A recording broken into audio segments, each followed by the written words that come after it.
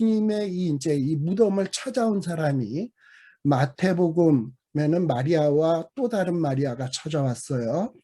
그리고 이제 주의 천사가 이 무덤의 그 돌 위에 이렇게 앉아 있었습니다. 근데 이 여인들이 본 천사는 과연 몇 명인가에 대해서 이 사복음서에 좀 또 차이가 있습니다. 예를 들면 마태복음 28장 2절에서 3절에 보면 주의 천사가 이 돌 위에 앉아 있었다라고 돼 있죠. 영어 성경에 보면 An angel of the Lord라고 돼 있어요. 언뜻 보면 An angel이니까 한 명인 것 같다라는 생각이 들어요. 자, 근데 마태복음에 나온 이 천사 An angel, 이 An angel의 특징은 뭐냐? 그 형상이 번개 같고 그 옷은 눈같이 희다라고 돼 있어요. 자, 그런데 마가복음에는 또 뭐라고 되어 있는가? 마가복음에서는 천사라고 나오지 않고 마가복음 16장 5절에 보면 young man, man으로 나와요. young man, dressed in a white robe라고 되어 있어요. 그래서 우리 한국말 성경에는 흰 옷을 입은 한 청년이었다. 그러니까 마가복음에는 천사라고 기록하지 아니하고 흰 옷을 입은 한 청년으로 기록하고 있어. 마태복음과 마가복음이 조금 차이가 나죠. 자, 그리고 누가복음에는 또 어떻게 기록되어 있는가? 이 무덤 앞에 있었던 천사들. 영어 성경에 보면 two men in clothes that gleamed라고 되어 있어요. 찬란한 옷을 입은 두 사람으로 나와. 이것도 천사라고 되어 있지 않고 두 사람으로 되어 있어. 근데 요한복음에는 또 뭐라고 되어 있느냐? 요한복음 20장 12절에는 two angel in white이라고 되어 있어요. 흰옷 입은 두 천사. 참 이런 걸 보면 미치고 팔짝 뛰어요. 우리가 성경을 보면 마태, 마가, 누가, 요한 똑같이 예수님에 대한 기록인데 왜 이렇게 차이가 날까? 그래서 이 성경학자들도 골머리를 앓습니다. 이게 어느 게 맞는 걸까? 어떤 게 틀린 걸까? 왜 이렇게 차이가 나는가? 마태복음과 마가복음은 이 주의 천사가 한 명처럼 기록된 것 같은데 누가복음, 요한복음에는 두 명인 것 같고 그리고 마태복음과 요한복음에는 천사가 나타난 것 같은데 마가복음, 누가복음에는 사람인 것 같고 이게 어느 게 맞는 거야? 하고서는 우리가 그냥 막 정말 머리에 쥐가 나죠. 자, 그럼 이런 차이점들은 왜 나타나는가? 제가 앞서도 이야기했습니다만 이 마태복음, 마가복음, 누가복음, 요한복음의 그 저자의 의도와 강조점에 의해서 조금씩 차이가 난다. 마태복음은요, 이 무덤에 나타난 천사가 몇 명이었냐? 이거에는 관심이 없어. 이 마태복음의 관심사는 뭐냐면 예수님은 죽음으로 끝난 것이 아니라 예수님은 말씀하신 대로 말씀을 이루기 위해서 부활하셨다. 이거를 알리는 데 관심이 있어. 천사가 몇 명이었냐? 이게 관심이 있었던 것이 아니야. 또 이 마가복음도 역시 마찬가지예요. 천사가 몇 명이었냐? 이게 관심사가 아니라 예수님이 부활했다고 하는 초자연적인 사건에 관심이 있는 거예요. 그러나 반면에 누가복음, 요한복음은 이 무덤 앞에 있었던 그 상황이 어떤 상황이었는지를 좀 더 사실적으로 묘사를 하는데 초점을 맞추고 있어요. 그러다 보니까 이 천사의 수를 좀 더 정확하게 기술을 하고 있습니다. 그래서 두 명이다라고 기록을 하고 있는 거예요. 그렇다면 마태복음과 마가복음은 한 명으로 기록되어 있는 것 같은데 우리가 주목할 점은 뭐냐 하면 이 마태와 마가가 천사의 수를 한 명이라고 단언한 것은 아니에요. 영어 성경에 보면 그냥 an angel, a young man 이게 뭐 one, two, three, four 할 때 one angel, one young man이라고 돼 있지 않아. 한 명이라고 단언한 것이 아니고 그냥 부정관사, man, angel 이렇게 썼어요. 그럼 또 뭐가 있을 수요? another angel도 있을 수 있는 거예요. an angel, another angel. 영맨, another 영맨도 있을 수 있는 거예요. 그래서 이것만 가지고서는 숫자가 한 명이다. 정관사만 보고 한 명이다라고 얘기하는 것은 잘못이다. 자, 그래서 한 명이라는 말을 마태나 마가는 사용하지 않는다. 그래서 이걸 가지고 천사의 수가 한 명이라고 주장하는 것은 잘못된 것일 수 있다라는 것을 기억할 필요가 있어요. 아마 이 도리에 앉아 있었던 천사는 하나였을 수 있겠지. 또 하나의 천사는 아마 무덤 입구나 예수님의 시체가 누워 있었던 그 자리에 서 있었을 수도 있겠지. 그런데 마태의 관심은 이 두 명을 다 묘사하는 데 관심이 있는 게 아니라 도리에 있는 천사만 딱 기록했을 수 있겠지. 그러니까 언엔젤이라고 썼겠죠. 그래서 우리가 이렇게 차이가 난다고 해서 성경이 서로 모순되다라고 얘기하는 것은 잘못된 주장이다라는 것을 말씀드리고 있습니다. 또 그뿐만 아니라 제가 아까 얘기했습니다만 이 복음서 기자들은 어떤 이야기를 증언을 할 때 어떤 의도와 목적이 있어요. 그래서 이 의도와 목적에 따라서 기록된 내용이 차이가 있을 수 있다라는 것을 여러분들이 기억할 필요가 있습니다.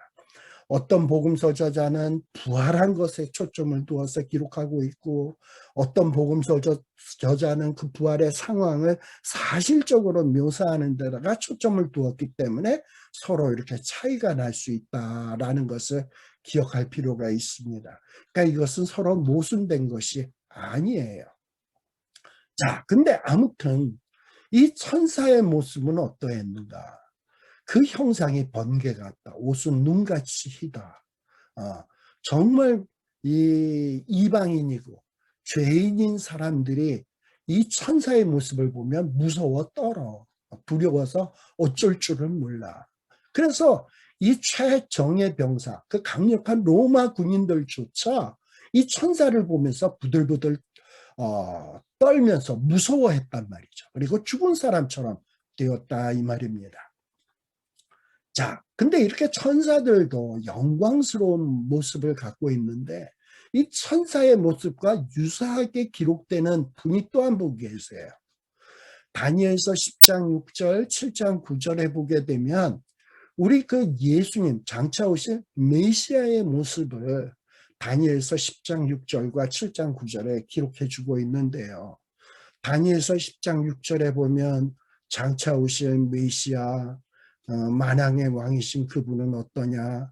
그 몸은 황옥 같고 그 얼굴은 번갯빛 같고 그 눈은 횃불 같고 그 팔과 발은 빛난 녹 같고 그 말소리는 무리의 소리와 같더라. 마태복음에서 천사를 소개할 때는 형상, 옷이 어떻다라고만 기록을 했습니다만 다니엘서에서 이야기하고 있는 장차 올 메시아의 모습은 몸은 어떻다, 얼굴은 어떻다, 눈은 어떻다, 팔은 어떻다, 발은 어떻다, 말소리는 어떻다. 훨씬 더 구체적이죠. 그리고 훨씬 더 구체적으로 묘사하고 있죠. 천사도 이렇게 대단한 모습인데 이 영광의 몸으로 부활하신 예수님은 얼마나 대단한 모습이겠습니까? 또 다니엘서 7장 9절에 보면 내가 또 보았는데 왕자가 놓이고 옛적부터 항상 계신 이가 좌정하셨는데 그 옷은 희기가 눈 같고 머리털은 깨끗한 양의 털 같고 그 보좌는 불꽃이요 그 바퀴는 붙는 불이며 얼마나 대단한 모습입니까? 이 천사의 모습을 지켜본 경비병들이 천사의 모습을 보고서도 두려워 떨었는데 만일에 이 자들이 부활의 예수님을 봤더라면 어떻게 됐을까요? 아마 죽어 꼬꾸라졌을 거야. 그러니 이 자들은 막 그냥 죽은 것처럼 어쩔 줄을 몰라. 그래서 이 죽은 자는 살아나셨고 죽은 예수님은 살아나셨고 이 죽은 예수님을 지키던 자들은 죽은 자처럼 되어버렸단 말이죠. 이 아주 그냥 그 강한 로마 군인들이 죽은 자처럼 되어버렸어. 자, 근데 마태복음 28장 5절에 보니까 이 천사가 뭐라고 얘기합니까? 여자들에게 일러 가로되 너희는 무서워 말아라 라는 거예요. 자, 로마 군인들도 지금 무서워하고 있어요. 그리고 지금 이 무덤에 와서 빈 무덤, 그리고 돌 위에 앉아있는 천사의 모습을 보는 마리아와 또 다른 마리아도 무서워하고 있어요. 군인이나 마리아나 또 다른 마리아나 무서워하기는 마찬가지야. 그런데 이 천사는 로마 군인들에게 너희는 무서워 말아라. 로마 군인들에겐 그런 말 안 했어요. 누구에게만 그 말을 하고 있습니까? 이 마리아, 예수님을 찾으러 온 마리아, 예수님을 사랑해서 예수님을 보러 온 그 마리아와 또 다른 마리아, 그리고 이 살로메에게 무서워 말아라 라고 얘기를 하고 있는 거예요. 우리 예수님이, 우리 아까 다니엘서에 보면 예수님이 얼마나 무시무시한 모습이고 얼마나 그 영광스러운 모습입니까? 이제 이런 예수님이 장차 이제 부활하시고 승천하시고 재림하실 거예요. 근데 그 재림을 할 때 예수 믿는 자들, 너 그런 예수님을 보면 막 무서울 거야. 그리고 예수 안 믿던 사람들, 이런 안 믿던 사람들도 정말 두려움에 떨 거란 말이죠. 근데 우리 예수님이 탁 재림하시면서 뭐라고 얘기할까요? 이 예수를 안 믿고 예수님을 배척한 자들에게 아무 소리 안 하고 예수님을 사모하고 마라나다 주 예수여 오시옵소서 주님을 기다리던 자들에게 영광스러운 모습으로 임하니까 사람들이 막 놀라서 무서워할 때 이런 자들에게 예수님이 뭐라고 얘기할까요? 무서워 말아라. 이제 나는 너희들을 구원하러 왔다. 이로선 예수님이 자기를 사랑하는 자들에게는 무서워 말라라는 말을 하게 돼요.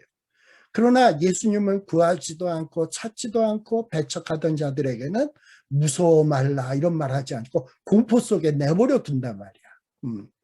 이렇게 마리아와 또 다른 마리아와 살로메에게 무서워 말라 하면서 그들에게 안심시키고 있어요. 그리고 뭐라고 말씀하시냐? 십자가에 못 박히신 예수라고 얘기를 해요. 여기 못 박히신 예수라는 말은 못 박히신 임이란 말은 일종의 수동태예요. 수동태. 그러니까 못이 박혀지신 거죠. 물론 예수님은 누구에 의해서 못이 박혀졌냐?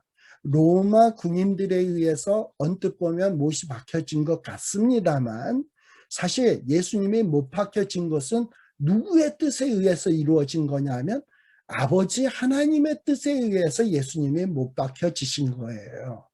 예수님이 겟세마네 동산에서 기도할 때에도 뭐라고 얘기했습니까?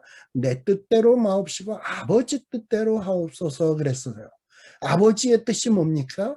예수님이 이 땅의 모든 죄의 문제를 짊어지시고 우리를 대신해서 못이 박혀지시는 것이 이게 하나님의 뜻이야. 그래서 우리의 죄 문제를 해결하는 것이 하나님의 뜻이에요. 그래서 하나님의 뜻에 의해서 하나님의 섭리에 의해서 못 박혀지신 분이 바로 예수님이다. 그렇게 해서 죽으셨다. 근데 너희들이 바로 그 죽은 예수, 우리의 죄의 짐을 지시고 죽은 예수님을 너희들이 찾는 줄을 내가 아는데 이 예수님은 여기 무덤에 이제 계시지 않다. 왜? 부활하셨으니까. 그러면 이 예수님의 부활을 천사들이 부활시켰나? 아니에요. 예수님이 부활하신 것은 왜 예수님이 부활하게 됐냐? 말씀하신 대로 살아나셨느니라.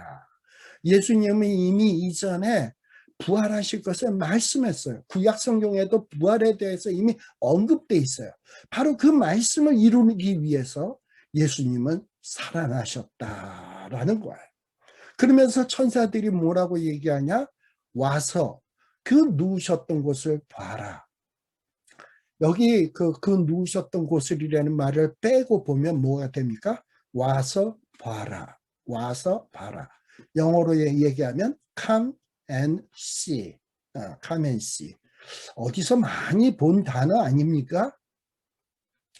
이 빌립이 예수님을 만나고서 메시아를 만나고서 너무 기뻐서 자기의 사랑하는 이 동료인 나다나엘에게 가가지고 야, 내가 메시아를 만났다. 어디 사람인데 갈릴리 사람. 갈릴리에서 무슨 선한 것이 나겠느냐. 이렇게 얘기하니까 와봐. 그러면서 카멘씨 했던 거 아닙니까? 바로 이 기쁜 소식을 증거하면서 했던 말이 뭐냐면 와서 보라는 거예요. 지금 마리아와 또 다른 마리아 살로메는 슬픔에 주님의 시신에서 썩은 내가 나서는 안 되는데 향을 발라드려야 되겠다. 예수님이 혹시나 살아나지 않을까? 이런 마음으로 무덤을 찾아왔어요. 죽은 자를 찾아온 거예요. 슬픔 가운데 찾아온 거예요. 그러나 천사들이 전하는 소식이 뭡니까? 천사들은 기쁜 소식을 증거한다 그랬죠. 그분 이제 이 무덤에 없다. 여기 계시지 않는다. 왜? 살아나셨다. 어떻게 살아났는가? 말씀하신 대로 살아났다. 그 사실입니까? 와 봐라, 와 봐. 무덤 뚜껑 굴러갔지? 무덤 비어있지? 예수님이 누우셨던 곳 아무것도 없지? 세마포 아주 차곡차곡 개켜있지? 라고 말씀을 하고 있는 거예요. 이렇게 예수님은 부활했다라는 거예요. 그리고 또 뭐라고 얘기하냐? 7절에 보면 빨리 가서 제자들에게 전해라. 이 예수님이 죽은 자 가운데서 살아나셨고 너희보다 먼저 갈릴리로 가시나니 거기서 너희가 배우리라 하라. 보라 내가 너희에게 일렀느니라 하거늘. 그러면서 천사는 여자들에게 세 가지를 지시를 합니다. 첫 번째 지시 내용은 뭐냐? 예수님은 말씀하신 대로 부활했다. 확인해봐. 이게 첫 번째 지시사항이에요.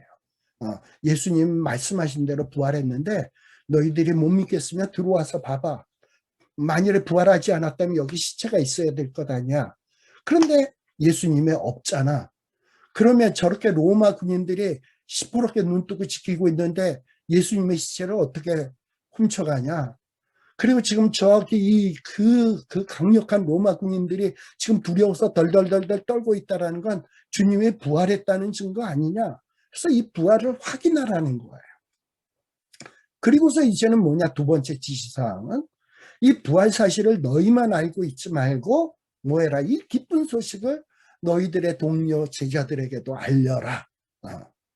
그리고 세 번째는 뭐냐, 이 제자들에게 가서 예수님하고 너희들이 갈릴리에서 만나게 될 것이다. 그것을 좀 알려라. 이것이 세 가지 지시사항입니다. 천사가 지시한 세 가지 지시사항이에요. 자, 이렇게 빈 무덤의 증인이 누구냐? 여자들이에요. 여자들. 왜 이렇게 이 여인들에게 이 빈 무덤의 첫 번째 증인이 되도록 하는 특권을 주셨냐? 이유가 있어요. 예수님이 십자가에 죽으시는 것을 봐야지, 죽으신 것이 확실해야 부활하신 것을 본 자가 이 죽음과 부활의 증인이 될 수 있지, 죽었는지 기절한 건지 모르는 자가 그냥 살아난 것을 보면 부활했나? 아니면 기절했다 깨어났나? 이 부활의 진정한 증인이 될 수 없잖아요. 주님의 죽으심을 확인을 했어야 주님이 부활했을 때 부활했구나라는 확실한 증인이 될 수 있지. 그래서 이 여인들이 부활의 증인이 되는 거예요. 왜냐하면 예수님이 십자가에 죽으실 때 그 앞에서 지켜본 자들이 대부분 여자들이었어. 남자 제자들은 다 꽁무니 빼고 도망갔어. 요한만 유일하게 예수님 십자가 앞에 여인들과 함께 있었어요. 그래서 이 여인들이 부활의 증인이 되는 거예요. 왜냐하면 죽으신 것을 봤기 때문에. 또 이 여인들은 예수님의 시체가 아리마대 요셉의 무덤에 눕혀지는 것을 직접 본 자들이야. 그래서 이 아리마대의 무덤에 예수님의 시체가 들어가는 것도 봤고, 그 무덤 안에 있는 시신 누이는 그 침상에 누이는 것도 봤고, 그리고 돌뚜껑을 딱 덮는 것도 봤고, 임봉하는 것도 봤고, 이런 자들에게 와서 보니까 돌뚜껑이 굴러가 버리고, 돌뚜껑 위에 천사가 있고, 그리고 그 자기네들이 봤던 그 침상 위에 시신은 없어져 버리고, 이거를 생생하게 보고서 와, 부활했구나 확실하게 증언할 수 있잖아요. 그래서 이 여인들이 이 부활의 증인들이었다라는 거예요. 또한 이 여인들이 증인이 되었다라는 것도 굉장히 흥미가 있어요. 사실 이 유대인들이 어떤 재판을 할 때 증인이라는 것을 채택하잖아. 근데 이 증인을 채택할 때 이 유대인 법정에서 여자는 증인으로 채택을 안 했어. 왜냐? 여자의 인권은 무시되었기 때문에. 그래서 여인들은 증인으로 인정을 받지를 못했어요. 근데 성경은 어떠냐? 이런 인정받지 못하는 여인들을 부활의 증인으로 사용하고 있다. 만일에 마태가 자기의 이야기가 거짓말이 아니라 예수님은 부활한 것이 확실하다, 이것을 증언하기 위해서 만일에 글을 쓴다면 증인으로 누구를 채택해서 써야 되냐? 남자 증인들을 갖다 써야 돼. 왜냐? 남자 증인들의 말이 확실하니까. 근데 남자 증인이 될 만한 사람이 없어.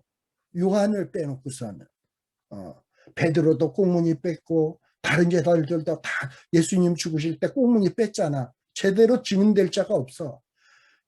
증인으로서 인정받지 못했던 여인들이 모든 것의 증인이 될 수 있어. 근데 이 여인들이 이 증인인데 그 사실이 있는 그대로 마태는 쓴 거예요.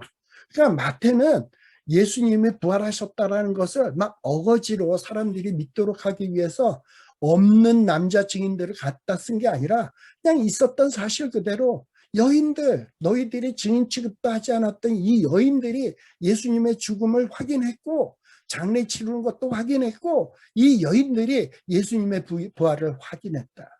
그리고 이 기쁜 소식은 너희들이 천대하는 이 여인들을 통해서 이 주의 복음이 증거될 것이다 라는 것을 이 마태가 이야기를 하고 있는 겁니다. 그리고 이 예수님이 부활한 것은 뭐 천사들이 일으킨 것도 아니고 예수님이 십자가 위에서 사실은 죽은 것이 아닌데 기절한 건데 무덤 속에 들어가서 드물무덤 안이 시원하다 보니까 정신이 차려나서 일어난 것이다, 이런 것도 아니라는 거예요. 분명히 죽으셨고 살아나셨는데 이 죽으셨다 살아나신 것은 뭐 때문이다? 말씀하신 대로다. 우리 주님의 일평생은 말씀을 이루기 위해서 사신 분이에요. 주님이 부활하신 것도 말씀을 이루기 위해서 부활하신 거예요. 예수님은 이미 제자들에게 자신이 3일 만에 살아날 것을 반복적으로 분명히 말씀하셨어요.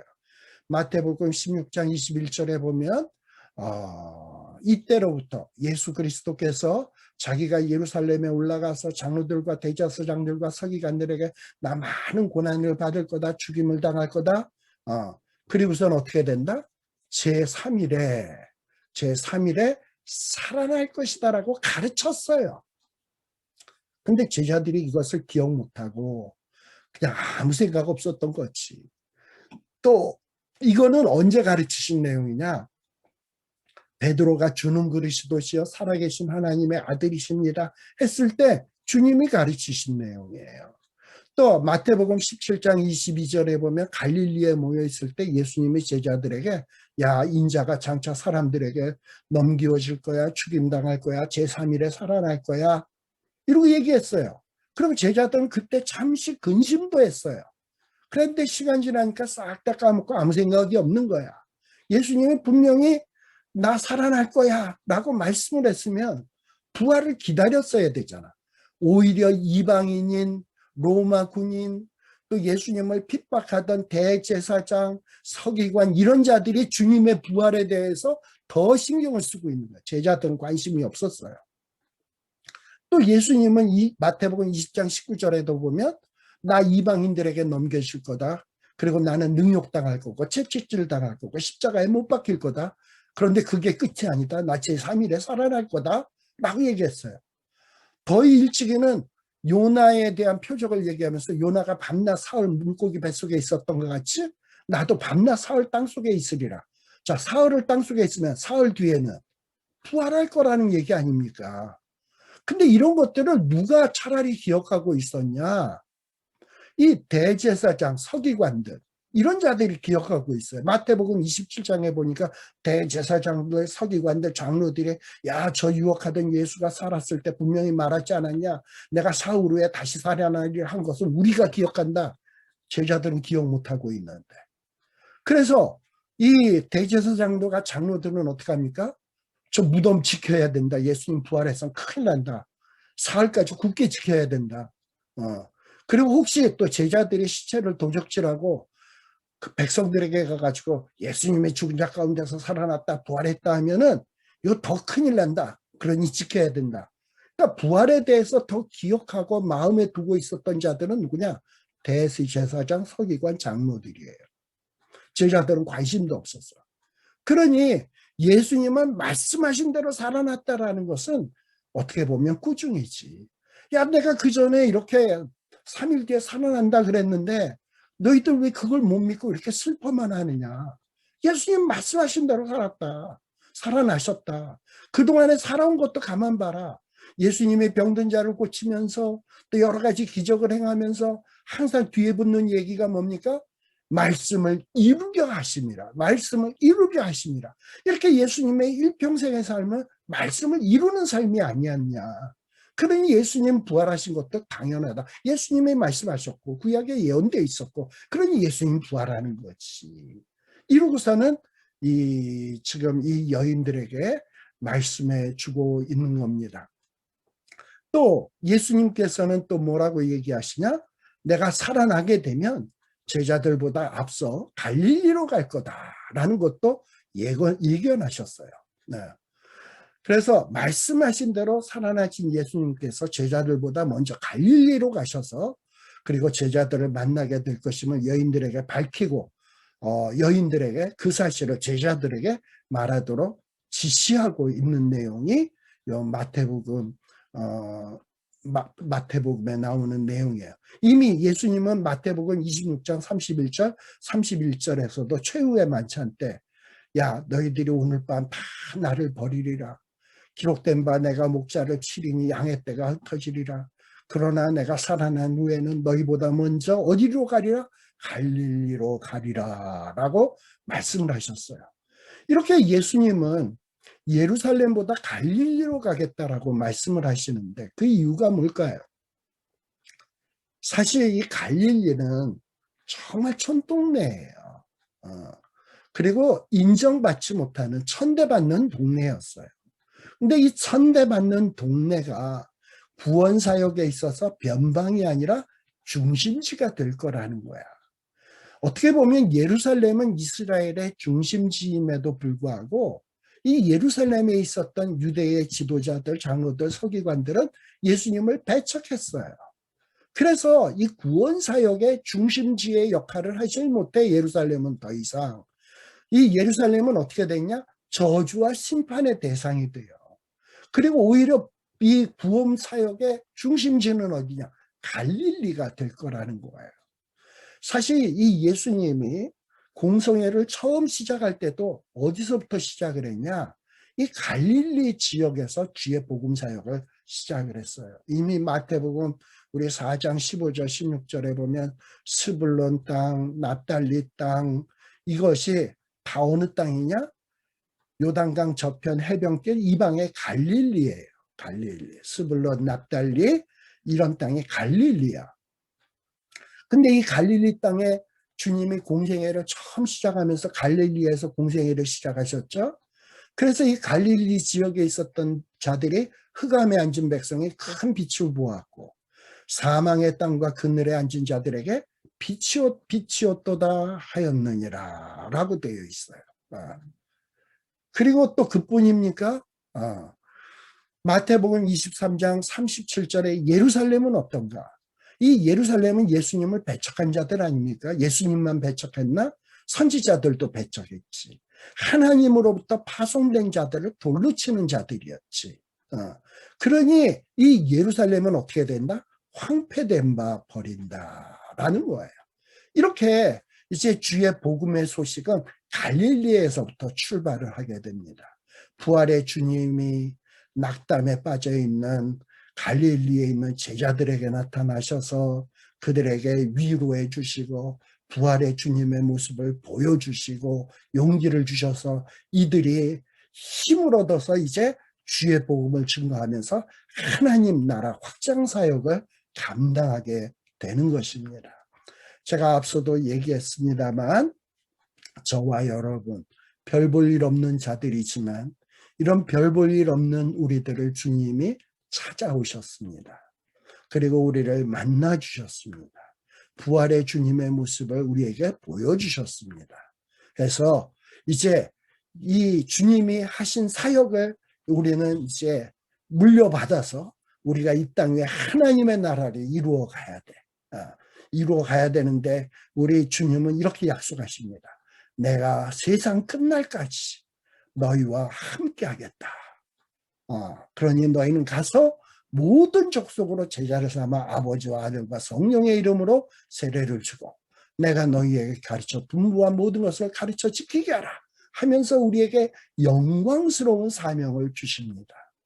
이렇게 예수님이 부활하실 때에도 낮고 천한 자들에게 힘을 주시고 용기를 주시고 주님의 사역자들을 삼았던 것처럼 우리 주님은 오늘날 별 볼 일 없는 우리에게도 힘 주시고 능력 주시고 이 주님의 사역을 감당하기를 원하고 계십니다. 그래서 정말 남은 인생 저와 여러분 주님의 일꾼 되어서 주의 나라 확장을 위해서 정말 쓰임받을 수 있는 저와 여러분들이 되시기를 간절히 바랍니다. 잠시 쉬었다가 한 5분 쉬었다가 또 나머지 내용 살피도록 하겠습니다.